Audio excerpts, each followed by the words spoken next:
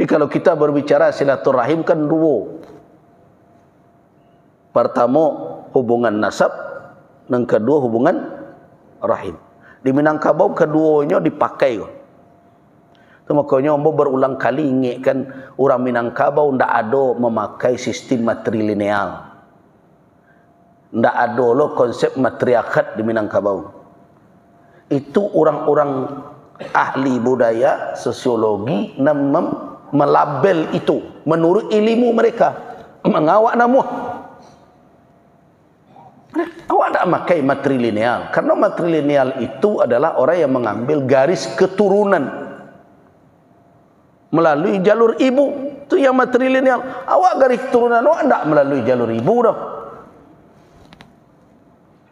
Awak garis keturunan awak melalui jalur bapak, banasab awak. Makanya nama ambo Gus Rizal Gezahar. Tak Gus Rizal Marlini dah. Warahmatullahi wabarakatuh.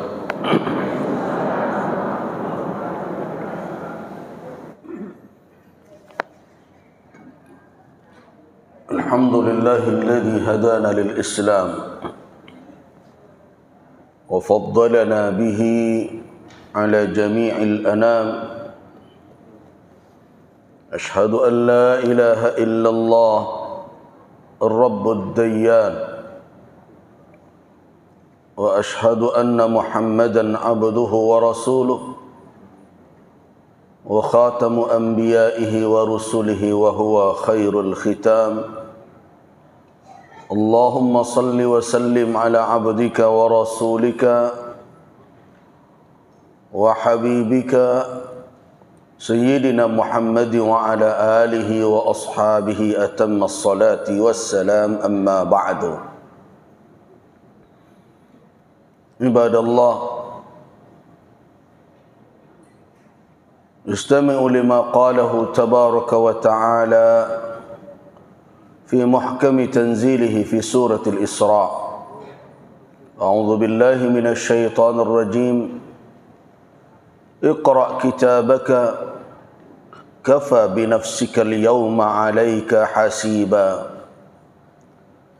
Man ihtada fa innama yahtadi li nafsihi wa man dhalla fa innama yadhillu 'alayha wa la taziru waziratu wizra ukhra wa ma kunna mu'adzibina hatta nab'atha rasula. Sadaqallahul azim. Ibadallah, bapak-bapak dan ibu-ibu, hadirin dan hadirat jamaah majlis kajian rahimakumullah. Setelah 2 pekan kita beristirahat pada pagi hari ini menjelang siang, kita kembali melanjutkan pembahasan tentang aqidatut tauhid. Secara khusus kita berbicara tentang al-yaumil akhir atau hari kiamat, dan di dalam proses yang akan terjadi dan pasti terjadi di hari kiamat itu sudah kita bicarakan semenjak peristiwa yang menjadi alamat tanda-tanda hari kiamat, baik yang sughra, yang kecil, maupun yang wusta, yang sedang, begitu pula yang kubra, yang besar. Sampai kita telah berbicara tentang peristiwa hari kiamat itu terjadi diawali dengan kehancuran alam ini dan berakhirnya kehidupan seluruh alam semesta, kemudian dilanjutkan dengan kebangkitan, dan setelah itu manusia mencari tempat-tempat atau mata air atau sumber air yang bisa menghilangkan rasa haus dahaga mereka di saat mereka dibangkit. Kita pun telah berbicara tentang telaga-telaga para nabi, dan tentu tidak lupa kita membicarakan telaga Rasulullah sallallahu alaihi wasallam yang airnya bersumber dari sungai di dalam surga yang disebut Al-Kautsar. Kemudian setelah itu manusia dituntun untuk berhimpun di mahsyar. Kita sudah berbicara pula tentang mahsyar, bagaimana kondisi dan keadaannya. Apakah mahsyar itu berada di bumi yang kita huni ini kemudian diperlebar atau dilapangkan oleh Allah, atau dia ada di bumi lain dan langit lain? Sudah kita bahas. Dan setelah itu terjadi al-'ard. Manusia diperhadapkan ke hadapan Allah Subhanahu wa taala. Kita sudah berbicara tentang awal pertama manusia yang dihadapkan kepada Allah adalah Abul Bashar, bapak moyang seluruh manusia, yaitu Adam alaihissalam. Kemudian para nabi. Kemudian para nabi itu dipertanyakan tentang apa yang mereka jalankan selama kehidupan mereka. Apakah mereka tunaikan tugas mereka sebagai rasul, sebagai nabi Allah? Dan mereka diperhadapkan dengan umat mereka. Di antara umat mereka ada yang menyangkal tentang tugas para nabi itu, sehingga mereka berkata, ma ja'ana min nadhirin, tidak ada yang datang memberi peringatan kepada kami. Maka Allah Subhanahu wa taala meminta kesaksian atas kebenaran apa yang disampaikan oleh para nabi itu. Mereka meminta umat Muhammad dan Muhammad Rasulullah sallallahu alaihi wasallam sebagai saksi atas tugas yang telah mereka jalankan. Maka didatangkanlah kaum muslimin, dan kita tentu menjadi bahagian dari yang akan didatangkan oleh Allah Subhanahu wa taala, yang akan menjadi saksi atas semua tugas yang telah dijalankan oleh para nabi itu. Karena itu ingat-ingatlah terus firman Allah Subhanahu wa taala, ya ayyuhalladzina amanu taqullaha haqqa tuqatih wa la tamutunna illa wa antum muslimun.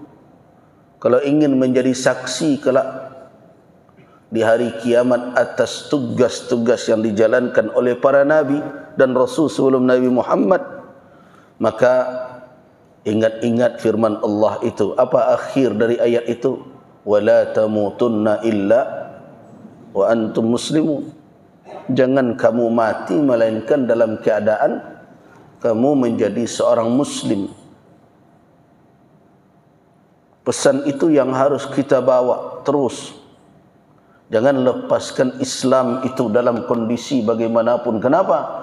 Karena kita tidak tahu maut kapan akan menghampiri kita. Kalau dilepaskan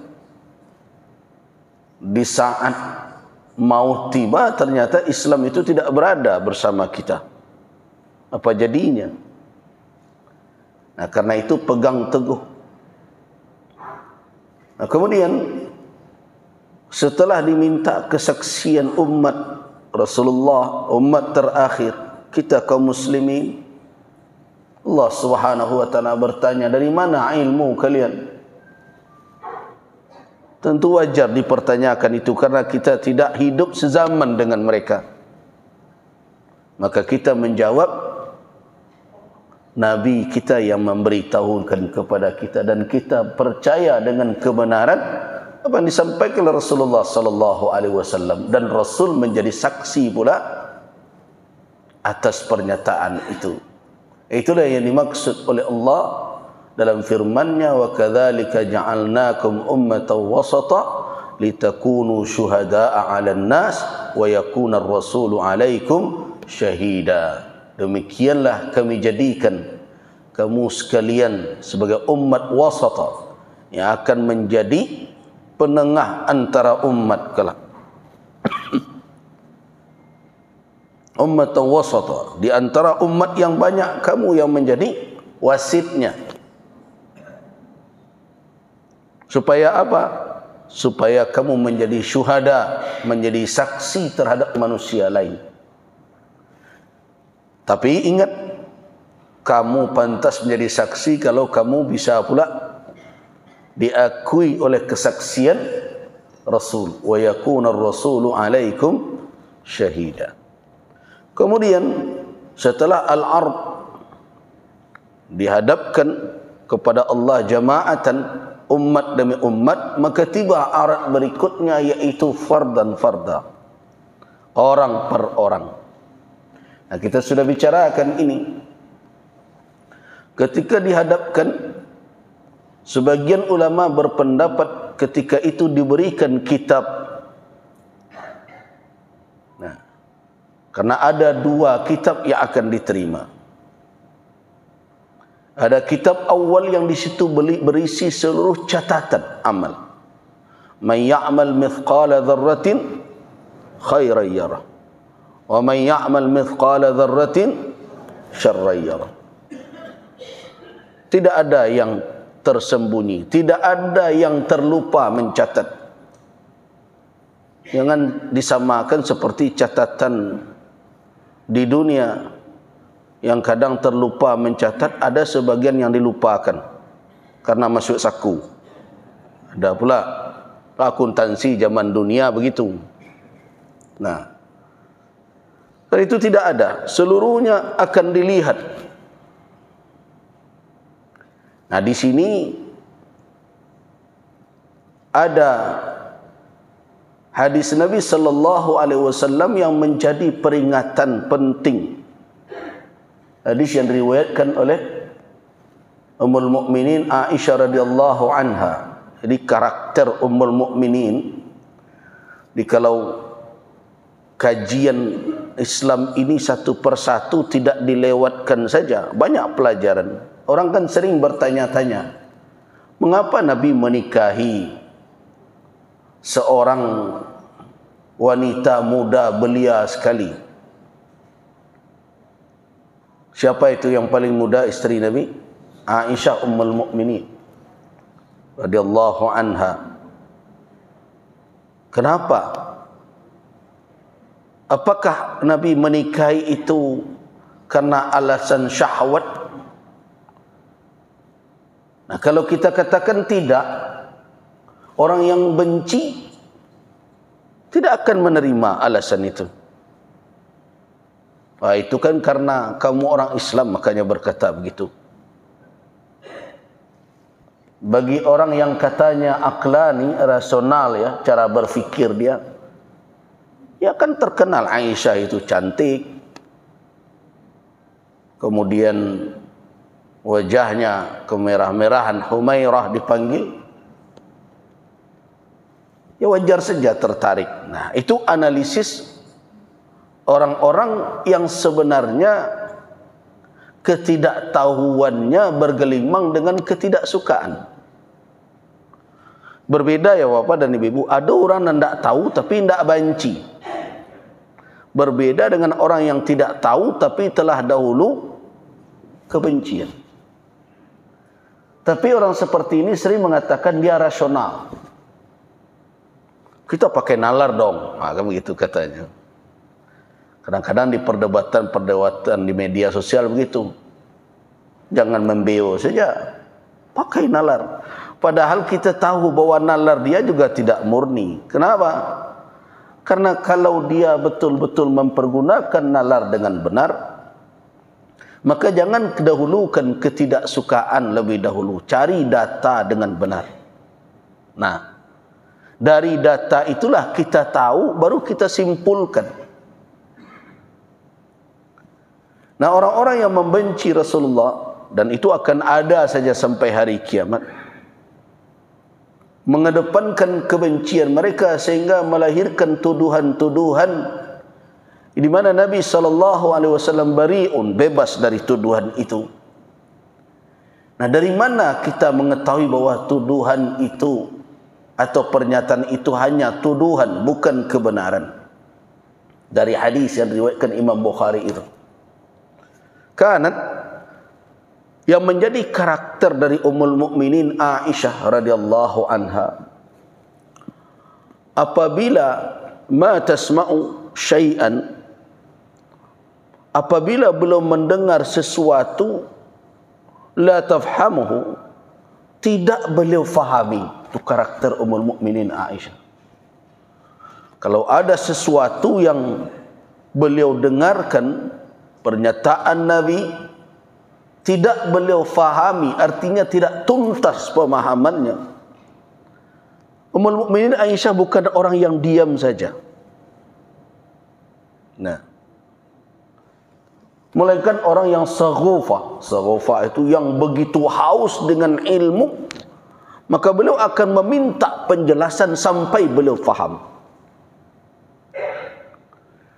Ini karakter Ummul Mukminin Aisyah ini yang membawa untung untuk kita semua hari ini.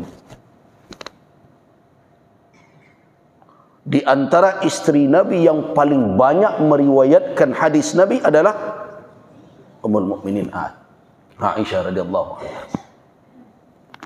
Dari beliaulah kita tahu bagaimana Rasulullah sallallahu alaihi wasallam berada di dalam kamar. Kalau tidak tahu kita. Bagaimana belum memperlakukan keluarga beliau. Karena walau bagaimanapun, peristiwa-peristiwa yang terjadi dalam rumah tangga, la yatatalla alaihi, tidak ada seorang pun yang mengetahuinya melainkan orang yang berada di dalamnya. Ini karakter Ummul Mukminin Aisyah, dan ini karakter wanita muslimah. Wanita muslimah tidak boleh diam saja kalau dia berhadapan dengan sesuatu yang tidak dia ketahui apa maksudnya dan bagaimana petunjuk syariat di dalamnya.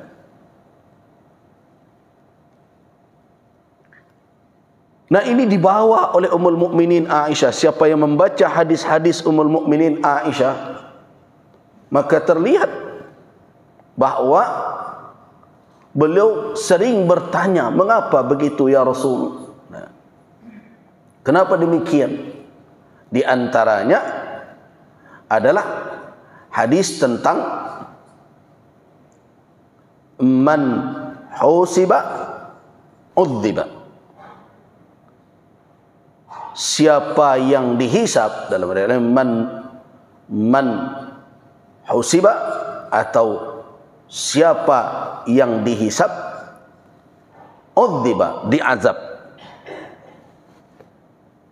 Kalau kita mendengar sepintas saja kan kita juga bingung. Padahal hisab itu akan dilalui oleh banyak orang. Tidak banyak dari umat manusia nanti yang masuk ke dalam surga bighairi hisab, tanpa hisab. Mayoritas manusia akan melewati proses hisab. Kalau dikatakan 70.000 cuma dari umat yang masuk ke surga tanpa hisab, berapa jumlah umat ini? Sedangkan Nabi mengatakan dengan lafaz yang umum, general sifatnya, man husiba udziba. Siapa yang dihisab pasti diazab. Nah, disinilah jadi bapak dan ibu-ibu jangankan mencurigai Ummul Mukminin Aisyah, mestinya berterima kasih.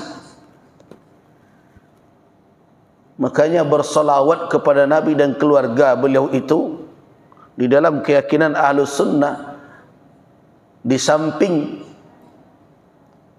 keturunan Nabi sallallahu alaihi wasallam, Fatimah Az-Zahra dengan abna'uha wa banatuha, dengan anak-anaknya, baik putra-putri dan keturunannya, juga termasuk azwaj, istri-istri beliau. Berbeda dengan Syiah. Di antara orang Syiah bahkan banyak di antara mereka yang mencaci maki istri Nabi, termasuk juga Ummul Mukminin Aisyah, karena ada perbedaan pandangan antara Ummul Mukminin Aisyah dengan Ali bin Abi Thalib terkait dengan pembunuhan atau terbunuhnya Utsman ibnu Affan, di mana Ali bin Abi Thalib belum mau menegakkan peradilan karena kondisi dan situasi negara yang belum memungkinkan, sedangkan Ummul Mukminin Aisyah berpandangan harus ditegakkan pengadilan terhadap pembunuh Utsman supaya darah Utsman bin Affan khalifah Rasulullah dan juga menantu Rasul tidak tumpah sia-sia. Ini perbedaan pandangan. Perbedaan pandangan itu dimasuki oleh orang-orang yang tidak bertanggung jawab, yang menginginkan umat Islam berbenturan satu sama lain sehingga berujung dengan peperangan yang dikenal dengan Perang Jamal namanya.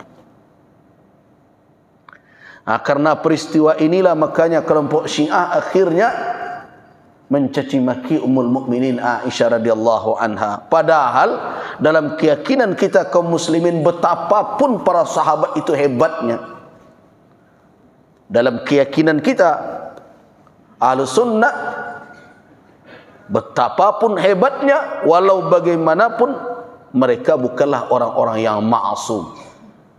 Yang perlu diingat ya, karena yang ma'sum bagi kita, yang terpelihara dari dosa,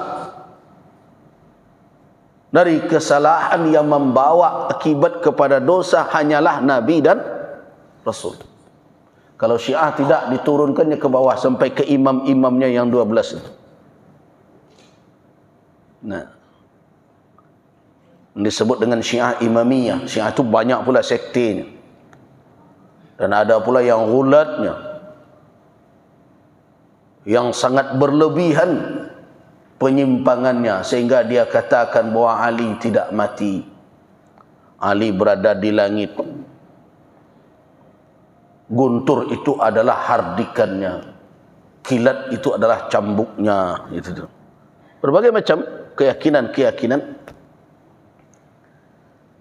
Nah, karena perbedaan itu mereka caci maki. Tapi kalau mereka menyadari betapa sayangnya Nabi kepada Ummul Mukminin Aisyah radhiyallahu anha, dan kita tahu rahasia di balik kecintaan Nabi kepada beliau, bahwa beliau adalah seorang wanita yang cerdas, wanita yang haus dengan ilmu.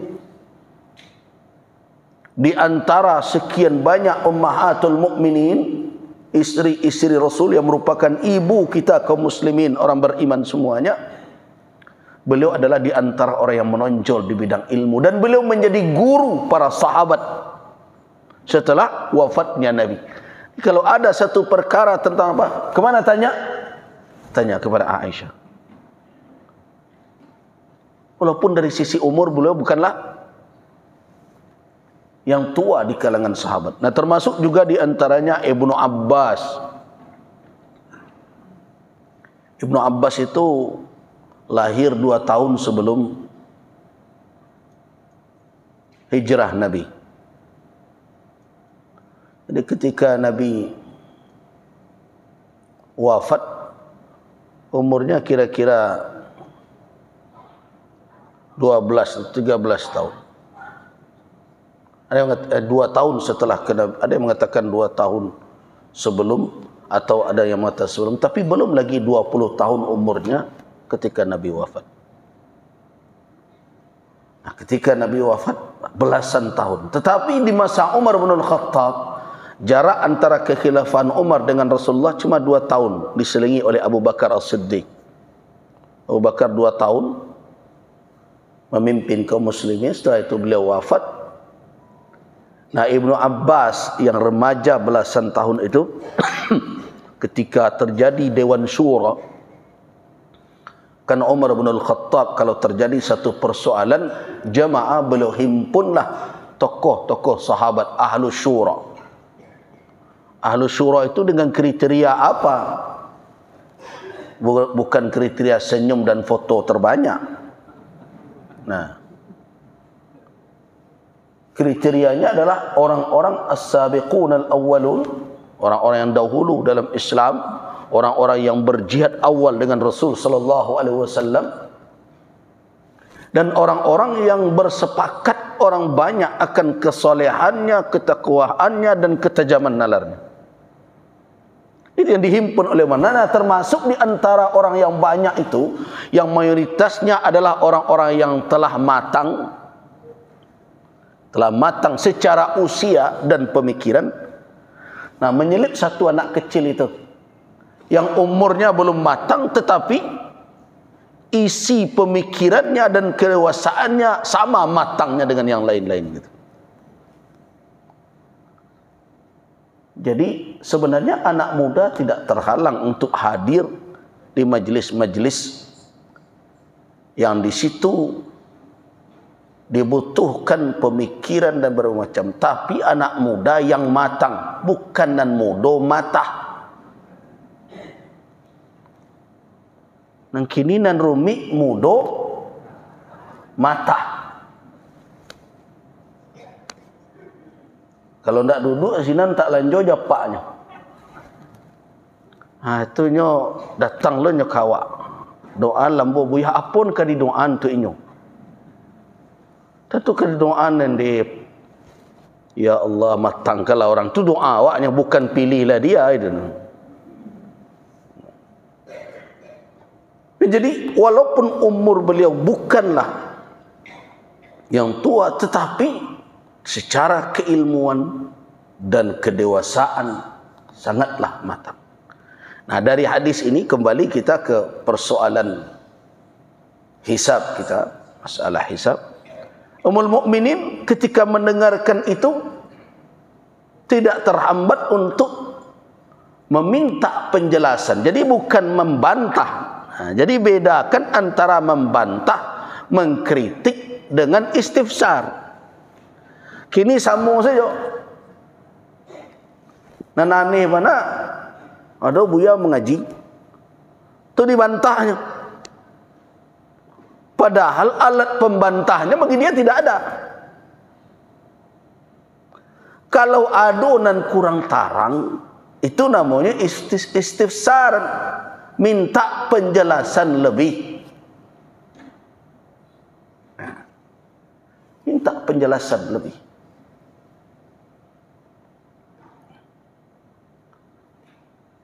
So kalau kita bantah, akhirnya yang keluar bukan penjelasan tambahan, malah akan membingungkan. Nah, ini adab dalam menuntut ilmu begitu. Tapi kalau memang kita punya pandangan dengan hujah yang sama, nah, misalnya ada orang yang mengatakan beribadah itu begini, karena konsep ibadah ini contoh ya, konsep ibadah itu tidak diketahui oleh siapapun melainkan oleh al-ma'bud. Di cara beribadah itu tidak diketahui oleh siapapun melainkan oleh Allah Subhanahu wa taala. Itu hakikatnya itu. Siapa yang tahu cara beribadah kalau bukan Allah yang memberitahukan? Lihatlah orang yang mengarang-arang cara beribadah dan berkeyakinan, tersesat kan?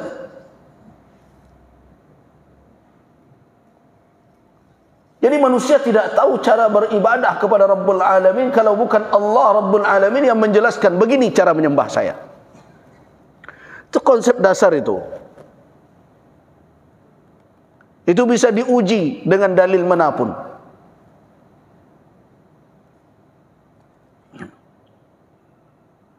Makanya para ulama merumuskan innallaha la yu'badu illa bima syarra'a. Sesungguhnya Allah tidak disembah melainkan dengan cara yang telah Dia tunjukkan, syariat yang telah Dia turunkan. Seperti apa Dia mensyariatkan ibadah itu, kerajaan serupa itu. Itu konsep beribadah. Dan ada kaedah lain yang dirumuskan oleh ulama, al-ibadah al-aslu fil ibadatil hadar. Pada asalnya ibadah itu terlarang, illa kecuali apa yang disyariatkan.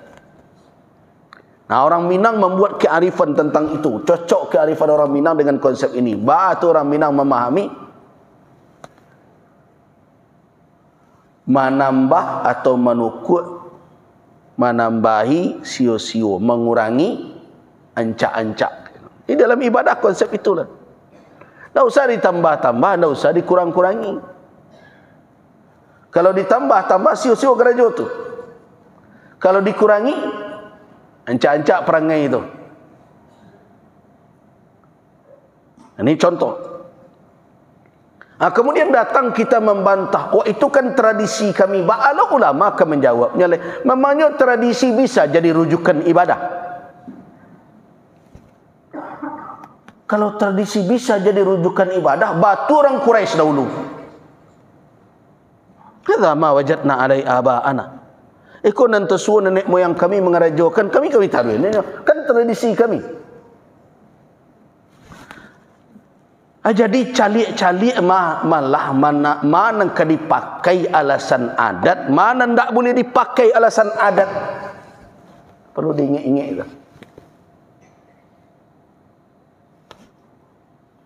Kalau kita harapkan suatu perbuatan itu nataqarrabu biha ilallah, untuk mendekatkan diri kepada Allah, bahkan bersandar kepadanya amalan itu agar sampai kepada si fulan, ada berbagai macam dan sebagainya, adat tidak masuk ke dalam ranah itu. Jadi ibadah tidak bersandar je adat dah. Kalau bersandar ibadah jo adat, bisa benar nanti penentang para nabi. So dahulu penentang para nabi, apa jawaban mereka semua? Adat. Itu yang perlu diingat-ingat. Jadi awak, ambo kan mengaji adat juga. Bapak dan Ibu mungkin kalau dengarkan ceramah saya yang sering mengingatkan adat bersandi syarak bersandi kitabullah, adat berpanih, syarak berlindung, syarak mengatur, adat memakai. Tetapi bukan sebagai rujukan untuk itu. Itu adalah konsep dakwah yang disepakati oleh orang Minangkabau untuk kita berjalan ke depan dengan itu. Sedikit demi sedikit kita perbaiki dengan konsep itu. Dan tidak digaris, digeser ke dalam supaya berjalan di atas garis. Jadi itu kalau orang bicara tentang baris balabih adek sebelum cerita undang nan ampe, sebelum cerita undang-undang 20, iko dahulu ko garis gadang ko nan adek bersandi syarak tu, nan ujungnya nanti syarak mengatur adek memakai tu garis gadang. Dan seluruh garis-garis nan lain harus hadir di dalam garis dan itu. Kalau menyimpangnya dari syarak mengatur adek memakai, buang kalau awak ingin menjadi muslim. So ingat, dan akan dipertanyakan nanti bendera sia dan akan menjadi tampek berhimpun. Ini fakta di dalam kajian syariat. Bendera yang akan menjadi tempat berhimpun kita adalah bendera Nabi Muhammad sallallahu alaihi wasallam. Wa biyadi liwaul hamdi. Ndak bendera Datuk Iko dan Datuk itu tu ingat tu. Mencari lo nanti bendera Abi Agus Rizal tu pelimo besar mana ada. Cari Datuk itu, tidak. Bendera keselamatan adalah yang bernaung. Orang-orang yang bernaung di bawah bendera Rasulullah sallallahu alaihi wasallam tu makanya berulang kali mengaji adik boleh, tapi jangan kare pula adik dari syarak.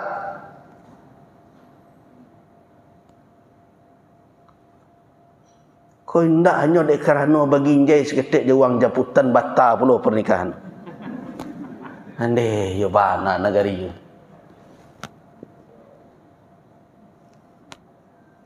Sama berkerilaan sajalah.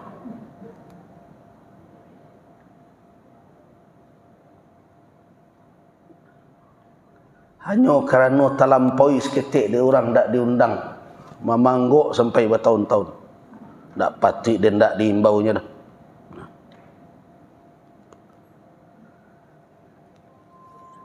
Ego guna kedipat karya yang benar. Sampai di mana kan bisa dipakai.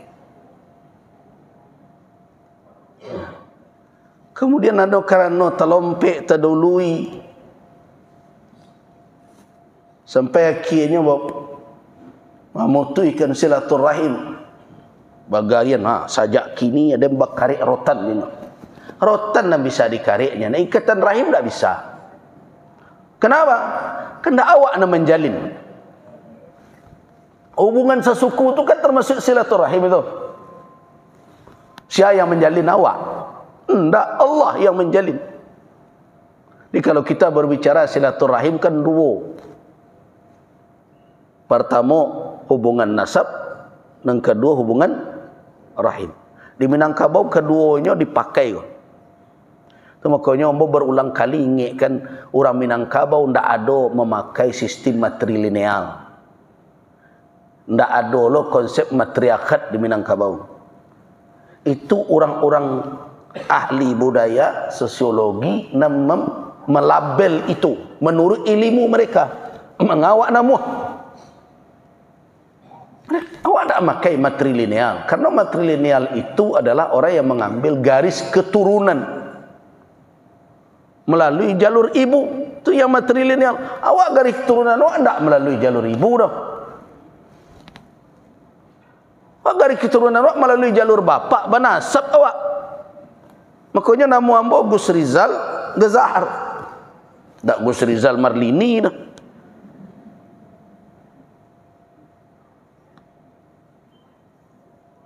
Gezahar nama bapak ambo. Makanya dan orang Minang muda itu sadonya. Si anam pernah pai haji tanya kan dibuat tu siapa binnya kan. Ada nak buat bin ibunya.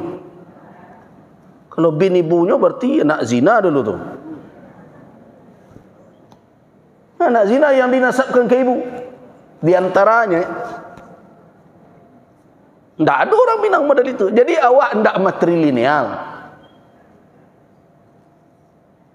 Kemudian matriarkat itu kaum yang dipimpin oleh seorang wanita. Wanita yang menjadi pucuk pimpinan.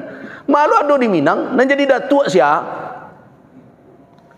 Jadi tidak tapik. Jadi tidak seluruh istilah-istilah ilmu budaya, ilmu sosiologi seperti itu bisa lakik ke awak. Tidak cocok ketika dia didiagnosa, tidak cocok.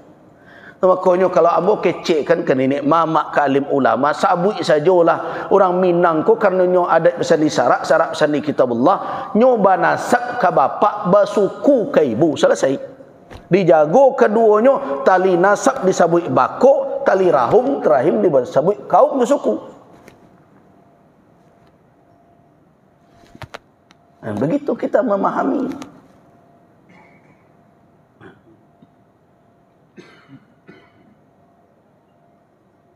Jadi kembali kita kepada konsep ibadah dan adat. Adat tidak boleh lebih karih daripada syarak. Kalau kita ingin selamat ya.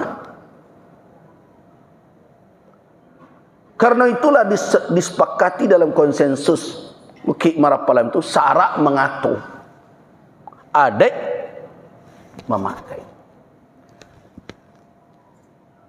Nah jadi tidak sebaliknya, bukan syarak dan disandarkan kepada adat. Tu di awal di mulu-mulu Islam masuk. Adat bisa disyarak, syarak bisa diadat. Dahulu di awal, itu proses awal. Tapi di ujungnya adalah syarak mengatur, adat memakai. Jadi tidak semuanya apa yang terjadi di masa lalu yang telah menjadi adat dan tradisi bisa menjadi alasan untuk mempertahankannya. Nah, yang paling perlu untuk kita garis bawahi, ibadah tidak bersandar ke sana. Coba lihat, masyarakat Quraisy punya tradisi. Semuanya mereka jadikan tradisi, termasuk ibadah yang telah dijelaskan oleh Nabi Ibrahim dan Nabi Ismail alaihi wassalam. Mereka jadikan tradisi. Mereka tidak tahu lagi sandarannya apa. Karena tidak ada di tangan mereka lembaran suhuf Nabi Ibrahim. Ana cerita dari turun temurun dan mereka telah jadikan tradisi, termasuk haji. Apakah Nabi SAW mengikuti tradisi mereka? Tidak. Nabi mengembalikan ibadah itu sesuai dengan petunjuk Allah. Karena itu Nabi katakan, khudhu anni manasikakum, la khudhu min adatikum. Ambillah dariku manasik, tata cara pelaksanaan haji kalian, tata cara pelaksanaan ibadah kalian. Kan Nabi tidak katakan ambil dari adat kalian. Tidak ada begitu. Karena itu yang keluar dari konsep awal, beliau kembalikan kepada konsep petunjuk syarak. Contoh, wukuf orang Makkah tu dahulu tidak ke Arafah. Mereka berhaji juga zaman jahiliyah sebagai bahagian dari yang tinggal dari Nabi Ismail, Nabi Ibrahim, Nabi Ismail. Tapi mereka tidak mau wukuf ke Arafah. Kenapa? Karena Arafah tidak masuk bahagian tanah haram. Ini banyak juga yang keliru jamaah haji dan jamaah umrah, sangkonya Arafah masuk tanah haram. Tidak. Arafah tidak masuk tanah haram. Nah, menurut mereka, nahnu ahlul haram, kami ke orang tanah haram, lan nakhruja minal haram, tidak akan keluar dari tanah haram dalam beribadah. Artinya apa? Menetap di dalam tanah haram lebih afdal. Kok tanah haram? Kami orang haram, orang tanah haram. Negara ikut lebih rancak daripada keluar ke situ. Akhirnya orang Arab lain pergi ke Arafah, dan mereka wukuf hanya sampai Muzdalifah saja. Itu tradisi mereka. Nah, ketika Nabi berhaji, mereka yakin betul Nabi tidak akan melampaui Muzdalifah. Kenapa? Karena Nabi adalah putra Abdullah, putra Abdul Muttalib, putra Hashim, dan Nabi adalah Quraisy asil, orang Makkah asli itu. Tapi apa yang terjadi? Jawazahu. Sampai di Muzdalifah Nabi tidak berhenti. Beliau lampaui saja, taruh beliau ke Arafah. Itu tandanya tradisi tidak bisa menjadi rujukan dalam ibadah. Makanya Nabi katakan, ambil dari amboyo. Bahkan di dalam khutbah beliau mengatakan, la'alli la alqakum ba'da amikum hadha. Barangkali tidak kebesua amboyo kalian setelah tahun niku. Ita'khudhu anni manasikakum, hendaklah kamu sekalian mengambil dariku cara manasik. Jadi kembali kita kepada konsep tadi, kita boleh saja kalau tidak faham minta penjelasan.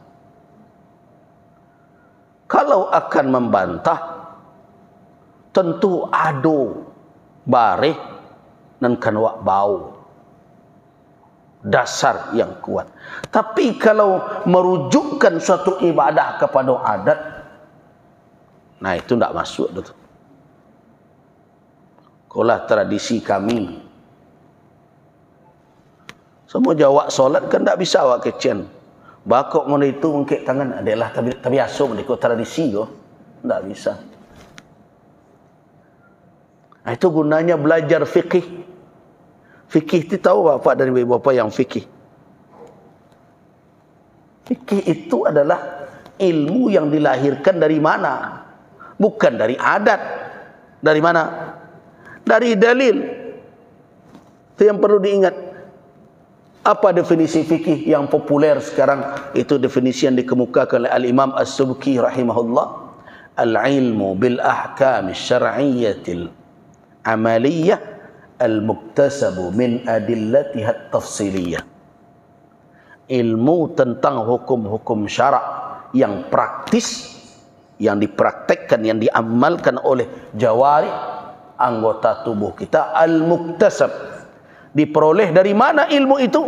Min adillatiha, dari dalil-dalilnya at-tafsiliyah, yang rinci. Bukan dari adat. Nah, dalam perkara ibadah, mana dalil? Tauqif wal ittiba', ketetapan dan mengikut. Tidak satu orang diikut. Ittiba mengikuti orang yang ada legalitas syar'i, kalau bahasa kini, yang ada legalitas hukum. Nah, dari perkataan orang, ya, setelah Nabi yang bisa menjadi rujukan, yang menjadi hujah perkataannya siapa? Cuman sahabat. Qaulun sahabiyun. Lebih dari sahabat ke bawah, termasuk a'immatul madzhab, imam-imam mazhab sekalipun, pendapat mereka itu boleh dipilih oleh orang. Boleh dipilih. Pendapat para ulama kita itu boleh dipilih. Bahkan tidak terhambat orang untuk berbeda selama ada dalil. So, kalau seandainya tidak boleh berbeda, tentu Imam Syafi'i tidak akan punya fikih mazhab Syafi'i. Murid-muridnya tidak akan punya pendapat-pendapat Imam Syafi'i secara khusus. Kenapa? Karena Imam Syafi'i adalah murid dari Imam Malik bin Anas. Itu tidak keluarnya dari pendapat Imam Malik. Awak cari kini dalam mazhab Syafi'i, berapa banyak perbedaan dengan mazhab Malik di dalam perkara furu'. Mazhab Syafi'i kalau setelah Allahu Akbar angkat tangan, lipik tangan. Tiba di mazhab Maliki, Allahu Akbar, selangkit tangan, lapian tangan ke bawah. Padahal Imam Malik adalah guru dari Imam Syafi'i. Kalau seandainya tidak boleh berbeda, tentu Imam Ahmad tidak akan punya akwal, tidak akan punya pendapat-pendapat yang nanti diidentikan orang ini pendapatnya Imam Ahmad bin Hanbal, ini mazhab Hanbali. Kenapa? Karena Imam Ahmad bin Hanbal itu murid dari Imam Syafi'i.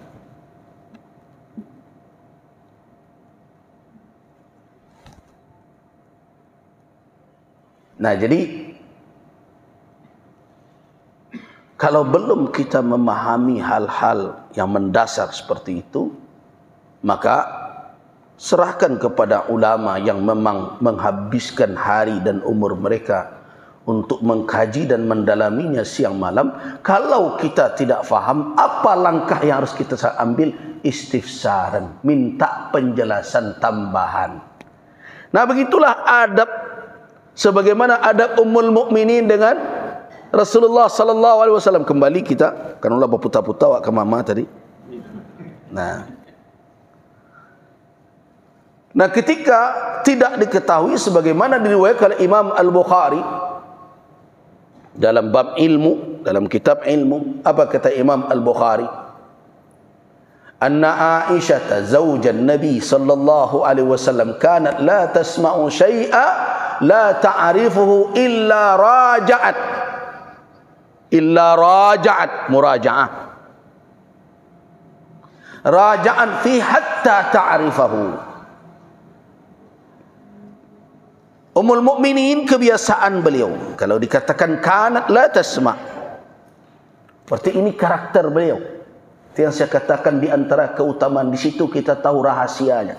Kenapa Nabi sayang kepada Ummul Mukminin Aisyah? Kenapa beliau nikahi wanita ini dalam keadaan pemikirannya sangat cemerlang dengan umurnya masih muda? Karena ada rupanya tugas yang dijalankan oleh Ummul Mukminin, dan itu tampak setelah wafat Nabi.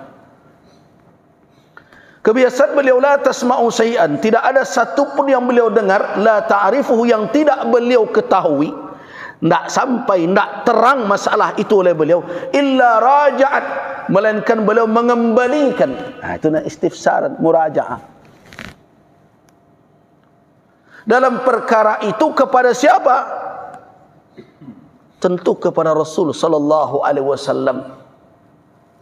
Dan beliau tidak berhenti hatta ta'rifahu, sampai beliau tahu apa maksudnya.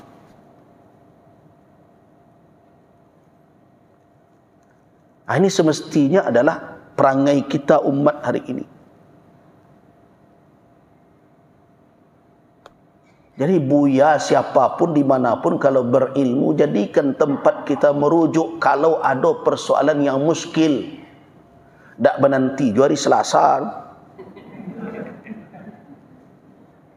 Kuan ni ke Al-Hakim nama ke masjid sampai rumah nak mencogok. Ambo tak masuk tipe dan tak suka difanatiki orang. Ambo nak nyaman mencelik jamaah mengaji jambu saja, tiba di sebelah rumah tak tiba-tibanya.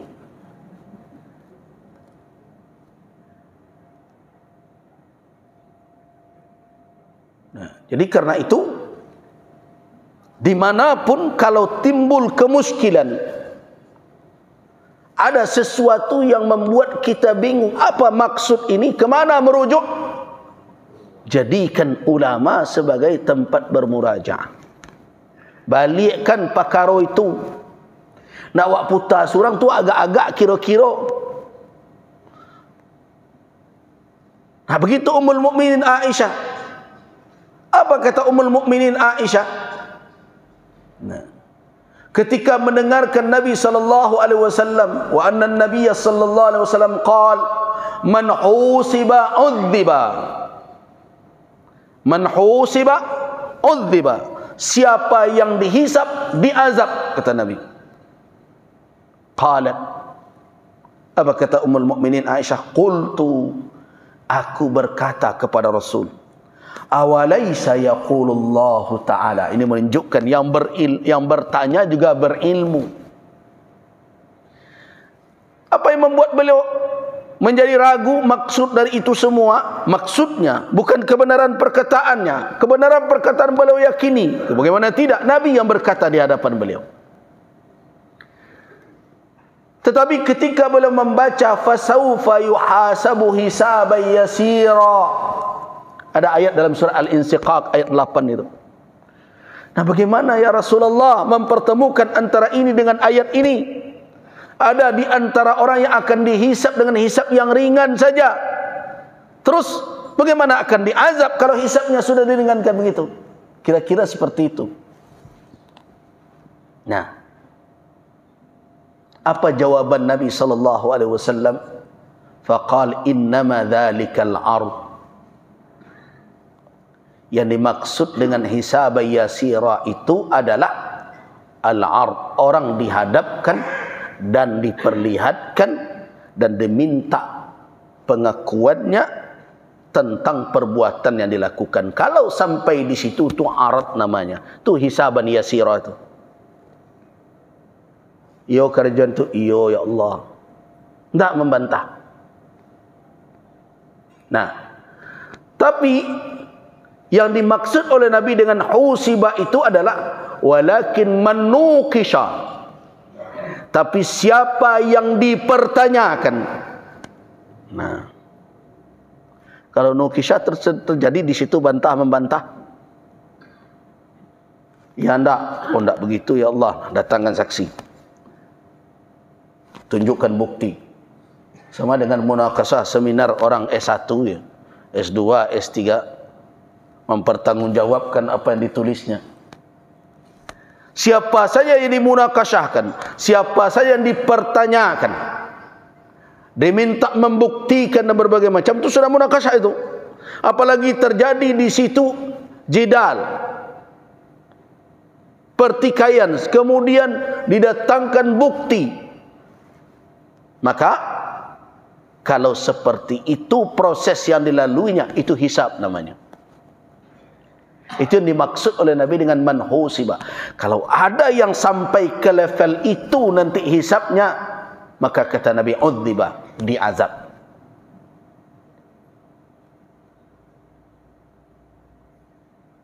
Nah, kira-kira kalau awak bermuhasabah di dunia sebelum dihisab nanti di akhirat sampai level mana? Ia bergunjang dulu bu. Oh indah ada. Didatang dia Allah kawan gunjang. Kau ah? Nah.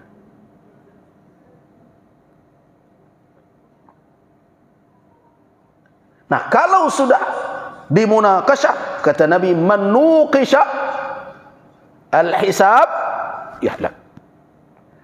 Siapa yang dimunakasyahkan hisabnya tidak sebatas diminta pengakuan saja lagi, tapi kalau hanya diminta pengakuan, apa melakukan kau? Iyo ya Allah, engkau lebih tahu juga kerajaanmu. Ya sudah yang kau bah, iyo ya Allah. Kalau sekedar itu tidak munakasyah namanya. Nah kalau yang seperti itu hisab yasira. Hanya ditanya saja, tidak dipertanyakan. Tetapi kalau sudah dipertanyakan, kenapa terjadi di situ jidal, terjadi di situ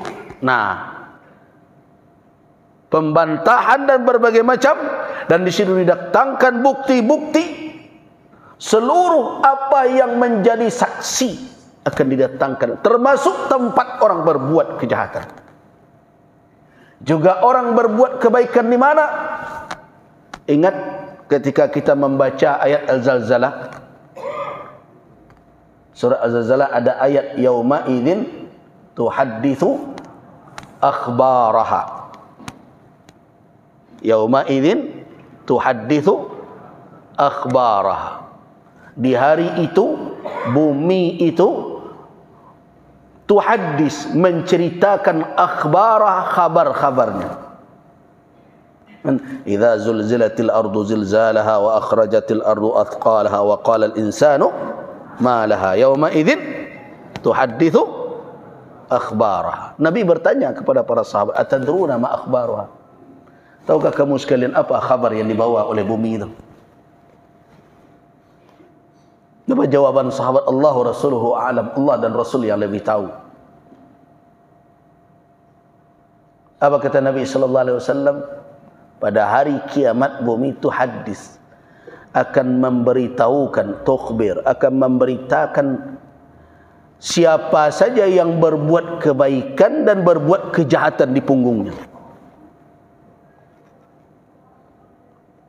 Tapi di mana dulu pernah mau tahu orang, mengicu orang, tanah, bumi tampek mengicu orang tu akan datang jadi saksi. Nyo dia te pungwambo dulu mengicu.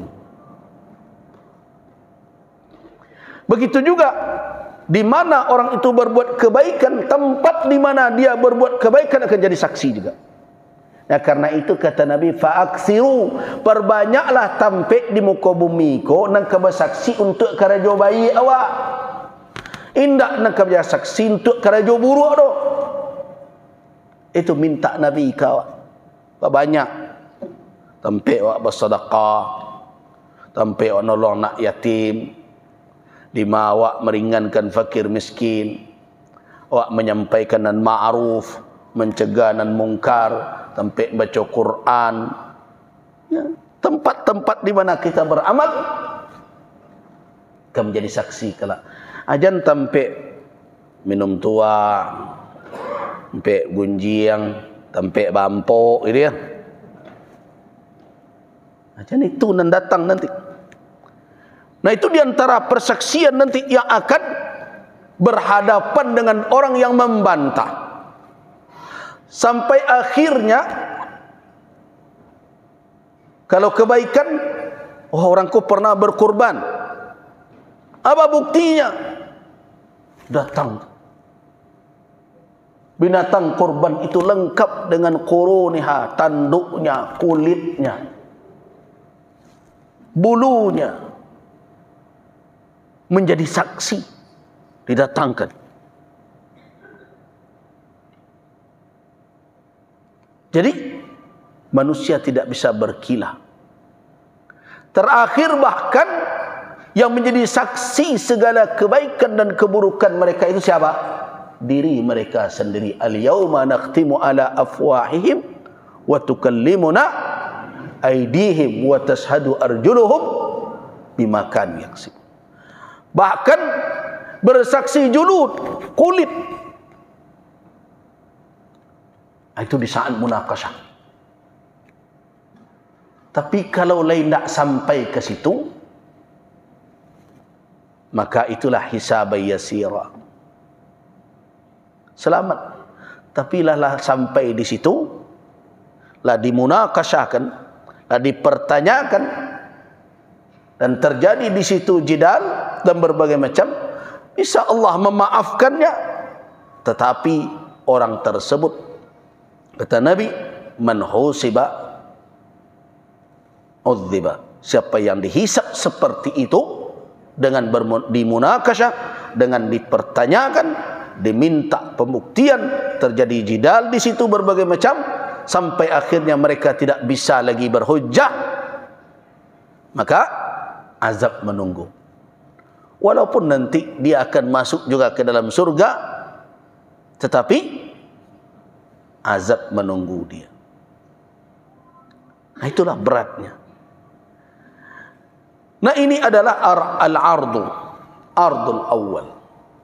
Nah, kemudian bagaimana cara kitab itu diterima? Kita ambil dulu pendapat orang yang mengatakan yang diterima oleh orang sebenarnya dua. Yang pertama kitabul a'mal, yang kedua suhuf. Nah, suhuf ini adalah lembaran-lembaran yang telah diverifikasi dari kitab yang pertama. Karena di dalam hisab yang pertama, kitab yang pertama akan ada di situ mempertanyakan. Setelah dibuktikan semuanya, akan ada ma'azir, uzur yang dikedepankan, dan di sana Allah Subhanahu wa taala akan memberikan maaf. Siapa yang ingin dimaafkannya? Kecuali dua perkara. Allah tidak melampauinya dengan maaf. Yang pertama adalah syirik. Yang kedua adalah mazalim, kezaliman antara hamba. Itu tidak ada itu. Allah la yaghfiru an yushraka bihi. Orang yang mati membawa kesyirikan tidak mendapatkan ampunan, kecuali orang yang sebelum matinya sempat bertaubat kepada Allah Subhanahu wa taala. Tapi kalau dia mati dalam keadaan membawa kesyirikannya, dia tidak mendapatkan ampunan. Itu penegasan Allah Subhanahu wa taala, innallaha la yaghfiru an yushraka bihi wa yaghfiru ma duna dzalika liman yasha. Ayat berapa itu? Ayat 48 dari surat An-Nisa. Yang kedua apa lagi? Kezaliman antar hamba. Allah tidak melampauinya dengan maaf, tapi diperhadapkan antara hamba itu. Itu makanya hati-hati nama buat zalim.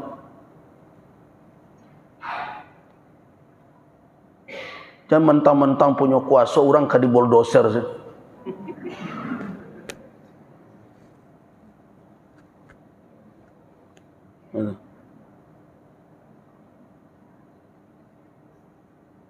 Mentang-mentang punya kewenangan, kampung nala diuni orang dari nenek moyang dengan alasan undang-undang nawak buat berbagai macam.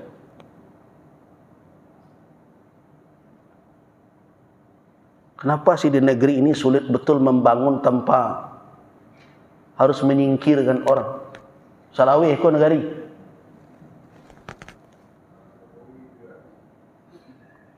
Kenapa sih? Apakah tidak bisa kita pergunakan kecerdasan kita untuk membangun? Biarkanlah orang sedikit punya rasa kehormatan karena di situ negarinya, di situ nenek moyangnya berkubur. Bahkanlah ada sebelum negara nanawak. Wak yang katakan hidup NKRI sekarang ini belum ada itu lagi. Apa sih salahnya?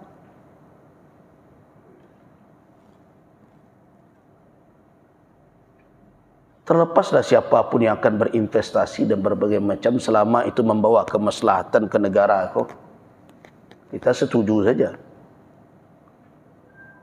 Tapi jaga pula hak hidup orang. Kita tidak bisa hanya berbicara perkara material, lahan segitu, ganti seitu. Itu orang tidak punya perasaan bisa berkata begitu.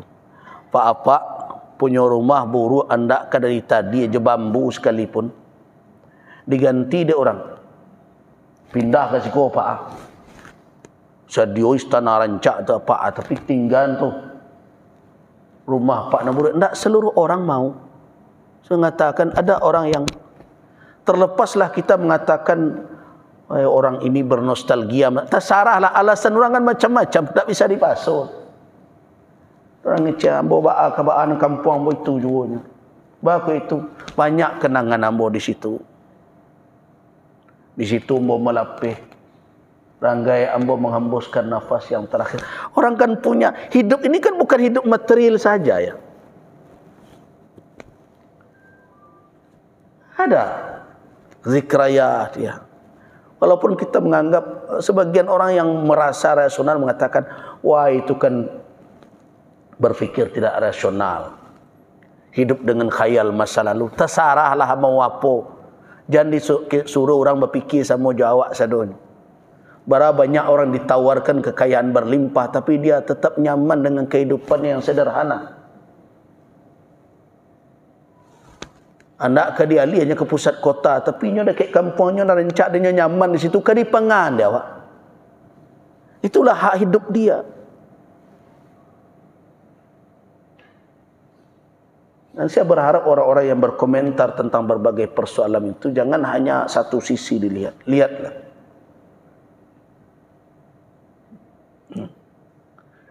Ini saya ambil aja contoh ya. Saya lahir di suatu tempat. Di situ rumah dulu sudah tidak ada lagi tanah itu. Ada lagi tanah itu di kampung. Kami merantau tapi merantau sebelik dapur dari jorong ke jorong. Orang tua ambo. Tapi lahir di situ, besar di situ, rumah 4 tiangnya, dindingnya adalah dari bambu ya, dari tadi. Kemudian dan sekitar itu keluarga kami semuanya. Suku Melayu, Sadonya. Adik-adik dan sesukulah membuat rumah berbagai macam. Datanglah adik-adik Kambo, adik-adik sanak ibu. Sanak ibu bukan sanak ibu dan kamba antara amakmu dengan ibu. Dah, biarlah dek kami tanah itu. Tak kecekmu. Kalian kalah banyak dek kalian. Ambo bertiga berdik kakak nak do membuat rumah di tempat awak. Tapi karena menimbangnya, kalau dia agi surang dan lain ke meminta berbagai macam, tapi meninggalkan tanah itu begitu saja tak lama. Makanya kini giko salah. Nak jangan kalian parabuikan tanah itu. Amak-amak di situ berkubu. Kosongkan tanah itu, biar amak-amak membuat surau. Nah, jadikan surau. Nah, orang kan berkata, alah nih pertanian.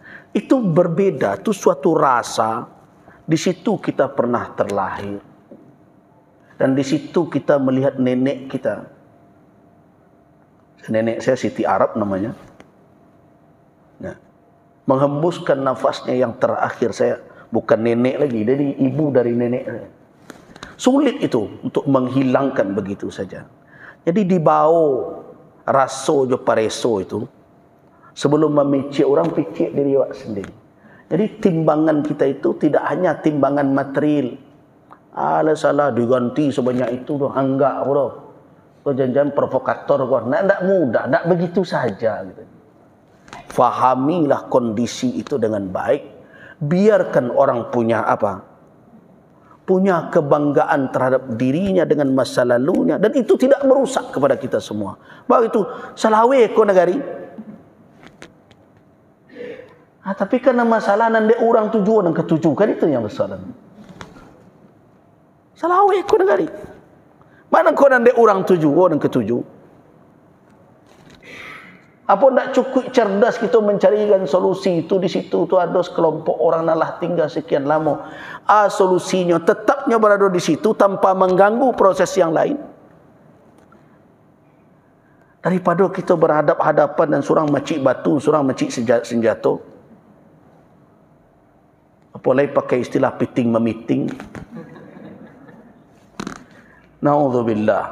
Kalau sesingkit-singkit ikut cara berfikir awak, rusak negara itu nanti. Amba menghimbau saja, tidak ingin komentar lebih jauh karena kawan-kawan di situ tentu lebih tahu dengan situasi dan kondisi. Tapi amba mengajak Janganlah sesampi itu bah nawak berfikir sadon. Kalau lah cerita pokoknya tu habis negara itu. Dan kalau lah pokok saya tu tak boleh dah tu. Pokoknya kalau lah pokoknya lah. Dah dolah bonya lah tu habis tu. Nah, awak kok dapat ke belabo. Jadi jangan main pokoknya ni. Ditimbang dari berbagai sisi. Itu gunanya raso dan pereso itu. Raso dibawa naik, pereso dibawa turun. Menurut nalar wak mereka aja dibawa di pareso, dibawa ke raso dan pareso tadi itu. Kan kesimpulan dari nalar tu pareso itu kan nanti kan ada kesimpulan. Dibawa ke raso. Raso tak lo boleh dibawa lo ke pareso. Itu nan baina dzalik, antara itu nan seimbang. Kalau kerempang lupa ya wak. Baik, kita lanjutkan. Jadi ketika hisab hanya dalam batasan ditanya dan tidak di situ terjadi mujadalah, maka ringan. Tapi kalau terjadi mujadalah, ada yang mengemukakan uzur dan lain-lain, apakah akan dimaafkan oleh Allah? Allah Subhanahu wa taala yang punya kewenangan mutlak atas itu. Insya-Allah kalau dia mau, dia azab. Kalau dia mau, ia maafkan. Tapi yang jelas, siapa saja yang berbuat akan menerima hukuman sesuai yang dia lakukan.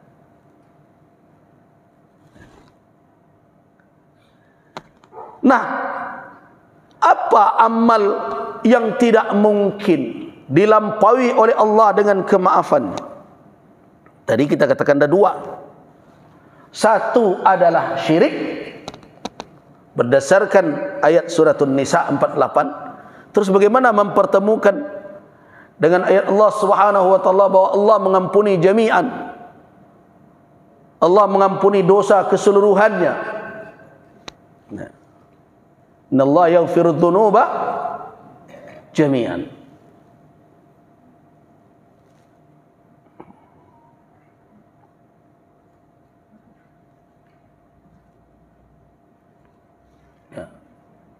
Perhatikan firman Allah. Oh, saya karena terbiasa di surau pakai apa ya. Kembali juga saya ke sini. Nah, ternyata tidak tampak oleh bapak dan ibu-ibu. Ini perlu juga sekali supaya saya, kalau saya tunggu ibu-ibu melihat Quran lama jadinya. Tapi kalau saya apa kan sebenarnya bisa terlihat. Nah, bagaimana mempertemukan surah An-Nisa? Tadi surah An-Nisa ayat berapa? Ayat 48. Bagaimana mempertemukannya dengan firman Allah dalam surah Az-Zumar ayat 53. Supaya kita dudukkan masalahnya dulu.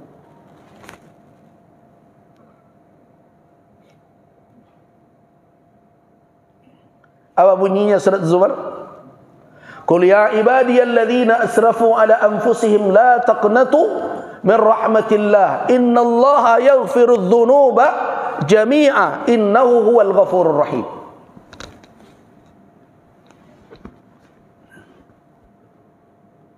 Katakanlah wahai hamba-hambaku yang telah melampaui batas terhadap diri mereka sendiri. Melampaui batas terhadap diri sendiri berarti berbuat dosa, berbuat maksiat. Berbuat kemaksiatan itu, orang itu mencelakai dirinya, bukan orang lain saja. Ada yang perbuatannya tidak mencelakai orang lain, jangan dianggap tidak apa-apa itu. Orang tak solat, tak puasa, orang lain kan tak celaka dibuatnya. Tetapi siapa yang dicelakakannya? Dirinya. Kemaksiatan itu menzalimi diri sendiri. Makanya apa kata Allah kepada Bani Israel di saat mereka menentang Nabi Musa alaihissalam? Setelah mereka minta berbagai macam, kemudian mereka akan jadikan juga patung anak sapi jadi sembahan. Itu perangai Bani Israel. Apa kata Allah? Wa ma zalamuna walakin kanu anfusahum yazlimun. Mereka tidak menzalimi kami, kata Allah. Yang mereka zalimi diri mereka sendiri. Jadi orang yang berbuat dosa, kemaksiatan, durhaka kepada Allah, mereka itu zalim atas diri mereka sendiri. Mereka israf terhadap diri mereka sendiri. Itu yang dikatakan oleh Allah. Qul, katakanlah, diperintahkan oleh Allah nabinya untuk mengatakan, ya ibadiyalladzina asrafu ala anfusihim. Katakanlah pesan Allah ini kepada hamba-hambanya, wahai hamba-hambaku yang telah melampaui batas terhadap diri mereka sendiri dengan perbuatan maksiat, la taqnatu min rahmatillah, jangan berputus asa dari rahmat Allah. Kenapa? Innallaha yaghfiru dzunuba jami'a innahu huwal ghafurur rahim. Sesungguhnya Allah mengampuni dosa seluruhnya. Nah, surah An-Nisa tadi apa? Allah tidak mengampuni, la yaghfiru ay yushraka bihi, perbuatan yang mempersekutukannya. Ini bagaimana nih dua ayat ini? Satu, Allah mengatakan seluruh dosa diampuni.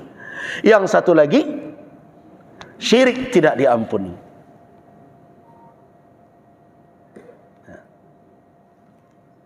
Itu di dalam kajian para ulama bagaimana menyelesaikan antara dalil yang terjadi ta'arud secara zahir, bukan hakikatnya, secara lahiriahnya, sebelum wak dalami dan wak kaji bantu berlawanan ya ayat kau. Tidak, Al-Quran satu sama lain tidak berlawanan. Al-Quranul Karim antara ayat dengan ayat yang lainnya saling berkesesuaian, tidak ada yang bertikai. Ini kalau bertikai bukan Quran yang bertikai, tapi isi kapal luawak yang bertikai. Gitu. Kadang ado dan bisa menyelesaikan pertikaian isi kepalanya. Ado nan nindak, anan nindak ko kadang nan sasik. Kalau nan lain, ado ilmunya selesaikan. Itu gunanya belajar. Apa jawabannya? Perhatikan ayat ini. Ayat ini tertuju kepada apa? Kepada orang yang bergelimang dengan kesyirikan dalam kehidupan dunia, diminta untuk segera bertaubat kepada Allah. Jadi kalau seseorang bertaubat dalam kehidupan dunia ini, apapun dosanya, dijamin oleh Allah bahwa Allah mengampuni seluruh dosanya. Kalau tidak diampuni, itu dosa Umar bin Khattab itu tidak diampuni jadinya.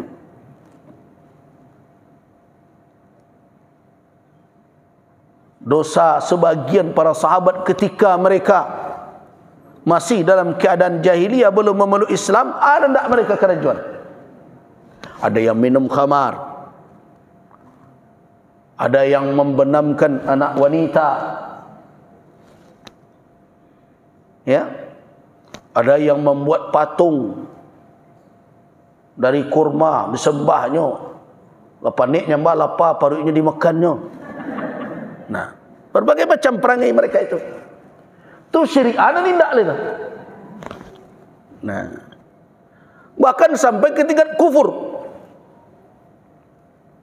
Ada yang mereka yang tidak percaya dengan adanya pencipta. Wa ma yahlikuna illa ad-dahr. Kita hanya dihancurkan oleh waktu saja. Waktu hidup, waktu mati, selesai masalah. Ada hari-hari akhirat berbagai macam. Banyak kedurhakaan mereka yang masuk dalam kategori kufur, termasuk kategori syirik. Tapi ketika mereka masuk Islam, al-Islam yahdamu ma kana qablah. Islam menghancurkan seluruh kesalahan, kemaksiatan di masa lalu. Habis, yajub. Nah, begitu kita memahami ayat ini. Jadi kalau adonan buat syirik, kini taubat capek. Segala jimek nak lekik di pinggang, di liye itu tanggan. Sesali itu karena kebodohan kita. Oh, jimeknya mau bahasa Arab, terserah mau bahasa Arab, mau bahasa apa. Ini gambar bentuk lailo bintang-bintang rencak buya campaan. Yo nama dia dulu ustaz lo buya terserah lah. Lah pulang ngaji lo nama buya buya ndak ada urusan itu.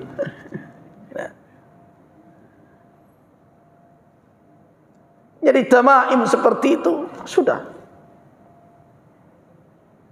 Segala keyakinan-keyakinan yang khurafat campakkan.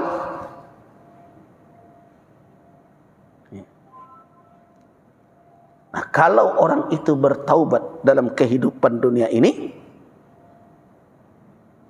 ia akan temukan Allah Ghafurur Rahim. Allah Maha Pengampun, Maha Penyayang, Tawwab, penerima taubat, seluruh dosa diampuni. Nah, bagaimana surat An-Nisa? Surat An-Nisa tertuju apa? Orang yang dalam kehidupannya bergelimang dengan kesyirikan dan mengakhiri hayatnya dalam keadaan musyrik. Jadi yang tidak bertaubat di dunia sampai akhir hayatnya. Orang yang seperti ini, apakah dosa syiriknya akan dilampaui oleh Allah dengan kemaafan? Tidak.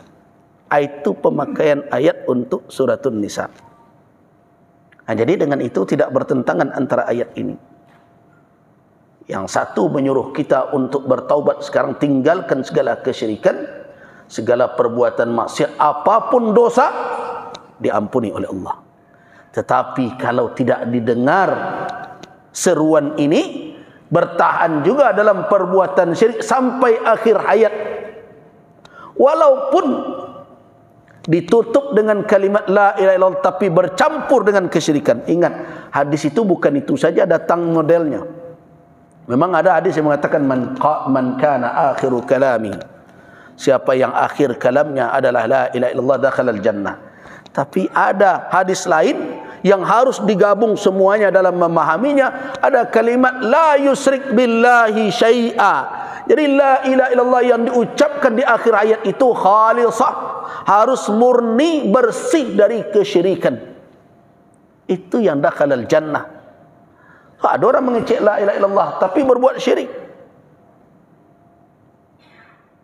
Contoh, tuak swanta solat siko, rajin tibo, alun azannya lah datang. Nah, setiap solatnya dia baca asyhadu an la ilaha illallah wahdahu la syarikalah, kan begitu? Asyhadu anna Muhammadan abduhu wa rasuluh. Tapi batu cincinan di tangan kidanya tu nah, kalau ndak dibawa menggalik.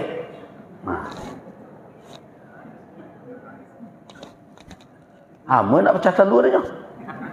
Nah, kira-kira antara asyhadu an la ilaha illallahnya dengan keyakinan dalam batu cincinnya sesuai itu tak? Tidak bersesuaian. Nah, jadi kalimat tauhid yang dibaca oleh orang di akhir hayat yang akan menyelamatkannya itu adalah kalimat yang bersih dari asyirk, yang memang hakikatnya terwujudkan. La ilaha illallah itu apa maknanya? La ilaha nafyan, menafikan seluruh uluhiyah, dilekatkan kepada apapun, kepada makhluk. Tidak ada uluhiyah. Makna uluhiyah itu apa? Yang diyakini sebagai pencipta, yang memberi pertolongan, yang mengatur kehidupan. Dengan alasan-alasan itulah makanya zat tersebut berhak untuk dijadikan ma'bud, sembahan. Kalau tidak ada itu tidak patut jadikan sembahan. Kau disembah, siapa? Dibuat ada orang. Tidak. Berarti dia makhluk. Iko disembah siapa? Manusia. Kalau tersesat kamu apa ini? Kau WC. Kau perlu juga. Kau berhajat kepada makhluk. Nah, yang seperti ini tidak bisa dijadikan ilah. Karena itu ketika seorang mengatakan la ilaha, berarti dia batalkan seluruh dakwaan-dakwaan orang yang menyatakan ini Tuhan, ini Tuhan, ini Tuhan. Tidak. Nah, setelah dia kosongkan tidak ada Tuhan satu pun yang berhak dilekatkan kepada apapun, segera dia isbatkan illallah, kecuali hanya Allah saja yang berhak untuk dijadikan sebagai ilah yang disembah. Tapi kalau nyo yakini pula si fulan bagi rezeki, kalau ndak dek sianu ambo ndak iko, kalau dek sianu, nah berbagai macam. Dek karena mambo iko. Nah, akhirnya yang ditakuti ada selain Allah. Takut dalam makna iman, ya. Yang memberi rezeki, menentukan rezeki ada pula selain Allah. Kalau begitu, walaupun dia mengucapkan la ilaha illallah, la ilaha illallah itu maknanya cacat dan hakikatnya tidak terwujud. Siapa yang membuat cacat? Dia sendiri.